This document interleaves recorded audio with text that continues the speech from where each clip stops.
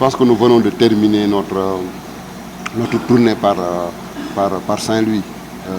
C'est un appel que nous lançons à l'endroit de Michel. Pour lui dire que ce pays, nous le chérissons tous, au même titre que lui.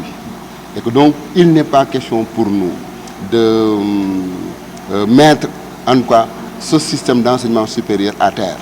Mais il faudrait quand même que les personnes qui viennent le voir et qui lui tiennent un discours, qu'il sache tout simplement donc analyser ces discours-là.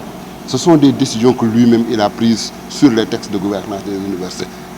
C'est un long processus qu'il a suivi de bout en bout. Et que c'est lui le gardien, comme le dit le président, le communicateur traditionnel Mansour Mbaye, Elhadji Mansour Mbaye, que je voudrais citer. C'est lui qui est le gardien de la Constitution. Et la Constitution lui garantit l'obligation de pouvoir veiller à ce que toutes les lois constitutionnelles qui sont votées dans ce pays, que ces lois-là, qu'il a lui-même promulguées, qu'il puisse tout simplement donc faire en sorte que ceux qui doivent les appliquer, qu'ils les appliquent. C'est tout ce que nous lui demandons.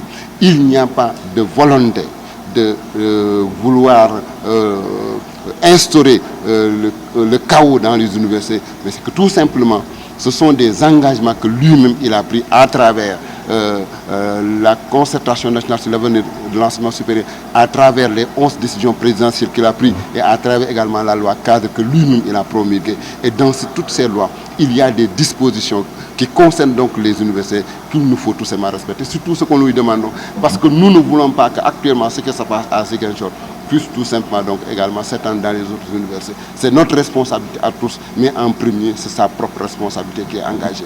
Et nous appelons vraiment donc le ministre également de l'enseignement supérieur à faire donc de persuasion à l'endroit de ses collègues du Conseil des ministres pour qu'ils sachent que tout ce que nous avons demandé n'est rien d'autre que ce qui se trouve dans la loi. Et que donc un pays, un État ne peut pas fouler au pays ses propres lois qu'il s'est doté lui-même. Vraiment, c'est un appel solennel que nous lançons à M. le Président de la République et c'est un appel solennel que nous lançons également à M. le ministre de l'Enseignement.